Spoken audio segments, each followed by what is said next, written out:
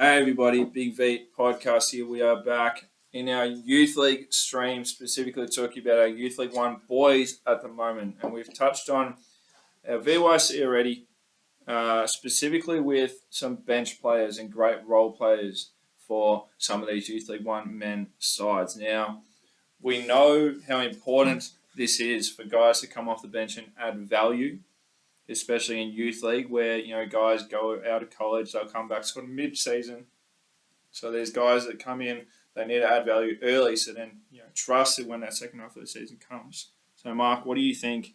How important is it to have these role players and bench guys? Yeah, you certainly can't undersell the value of your bench players and having a good depth amongst your team. Everybody sits there and goes, they want their bench to be able to contribute as much as possible. You want as little change when your starters are having a break to your bench coming on. And I think if you look at the two championship winning teams from last year, two grand final teams, in Frankston and Campbell last year, both teams were really deep. They were able to get guys coming off the bench and making a big impact. And that's what it takes come finals time. You need to be able to have that those players getting involved. 100%. Now, before we touch into it, we'll talk about Hume really quick because this is a team that relies quite heavily on their starting group. Yeah, certainly. So, I mean, you can see they've got an intent to be up near the top. They want to be pushing to get towards VYC. Where they got Corey Fittis dropping down. Yep. Now he's an elite level championship men's player. He was starting 5 this week. He had 21 and 21. Yeah, that's just unbelievable. And for someone who's will be around that youth player of the year sort of situation for a championship level, to be able to play in his 4 games so far for Hume at Youth League 1 level, huge. But they do quite similar, and they rely very much on their starters. It'll be interesting as the season goes, who from their bench can start stepping up and filling the void when those guys are unavailable for selection. Absolutely. Well, let's dive in nice and quick because we got someone else who made the starting 5 this week who hasn't started yet. He's a very, very solid bench player for Bulleen is Sam Alexander. He's averaging just the 15 minutes, but he's 11 points, shooting 22%. 9 of 22 from 3-point. So he's shooting at a pretty good clip.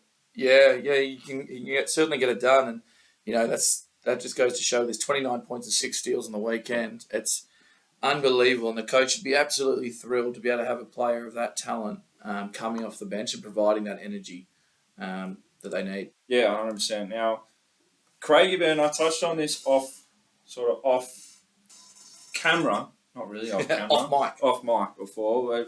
Over at Craigie Burn, we got 2 guys of David Zavanik and Jar Nam who, are very, very similar in their statistics off the bench. Yeah, look, as a team that we don't know incredibly well yet at this part of the season, these 2 players look identical. They really do. They shoot the same from 3. They average 6 points per game each, and two rebounds per game each as well. It might just it seems like they're getting like for like stats across the board. Yeah, put them together, you got to have a player.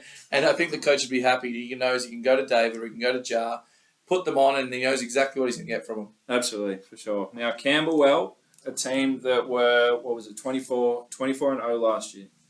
Yeah, so extreme depth. I think they'd probably want you to stop reminding them of that. Oh, please. But yeah, no, they've lost a couple through aging out. But I think this year, those ones who were bench players last year, some of them have stepped up into that starting role. But one for them this year who's doing a great job off the bench is Hugo Bergerman. Good shooter. Coming off the bench shooting at a pretty good clip, 27% from 3, but he's put up 48, so the man can shoot. He loves shooting it too. I think he's very capable shooter. I think he'd love to bump that percentage up to over 30, but averaging 10 points a game, he can really be used as a spark off the bench for Coach Fraser down there. Yeah, absolutely. Now we've also got one more player that we'll touch on quickly from Wyndham. We've got Anthony Prestia. Yeah, he's a shooter. Speaking of shooters. He is. He's only just averaging the 10 minutes per game. Yeah. 7 points, 48% from a 3-point land. He's 16 of 33. 16 of 33 in 11 minutes a game. He doesn't mind getting it up, Ted. No, he does not. But I don't blame him. Shooting at 48%, I'd be trying to get him up as quick as I could as well. Absolutely. What a handy scoring punch to add off the bench. For sure. And a team that's sort of making that finals run as well. They're sitting fourth on the ladder, so quite handy.